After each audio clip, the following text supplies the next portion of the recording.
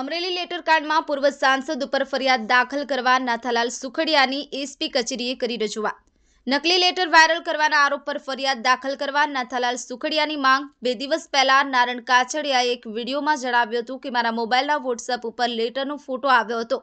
નારણ કાછડિયાએ જણાવ્યું હતું કે મેં અધૂરો લેટર વાંચી CR પાટીલ, મુખ્યમંત્રી અને રત્નાકરજીને મોકલી આપ્યો। વિડીયો વાયરલ થતાં પૂર્વ સાંસદ વિવાદમાં આવ્યા।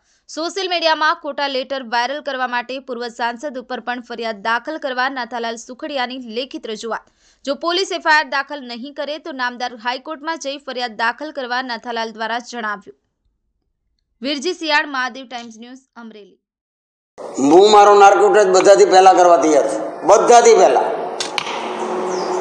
આમાં કોઈ સવાલ નથી। આ છેલ્લા 1 મહિનો ને 5-7 દિવસથી આ લેટરકાંડ હાલે છે। ત્યારે જ્યારે 27 તારીખે આ લેટર જ્યારે લખાણો, 28 તારીખે મારા મોબાઈલમાં વોટ્સઅપ આવ્યું।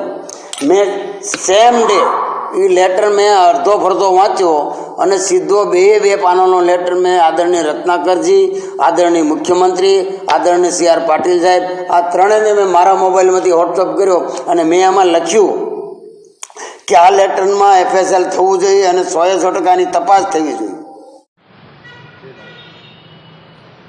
આજે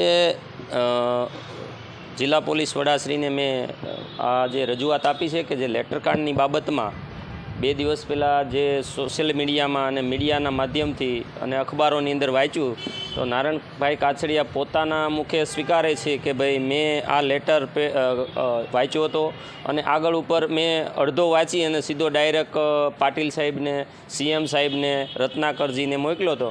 તો ખરેખર આ બનાવના મુખ્ય આરોપી તો એ જ છે। તો આજે મેં લેખિતમાં રજૂઆત કરી છે પોલીસને, IG સાહેબને કે ભાઈ આરોપી તરીકે નારણભાઈ કાછડિયાને આમાં સામેલ કરો। એક આ કાવતરાનું જે કાંઈ રચના કરી છે એ જવાબદાર છે। જો આરોપી નંબર 2 અને 4ની સામે ગુનો દાખલ થતો હોય સોશિયલ મીડિયામાં વાયરલ કરવામાં, તો નારણ કાછડિયા બી એથી વિશેષ ગુનો કર્યો છે, તો એમને પણ આ ગુનાની અંદર સામેલ કરી અને ધરપકડ કરવામાં આવે એવી મારી માગણી છે। અન્યથા જો પોલીસ પણ ઢીલું પડશે તો નામદાર હાઈકોર્ટમાં હું આ બાબતને લઈ જઈશ અને આરોપી તો ચોક્કસપણે છે જ અને બનાવીને જ રહીશ।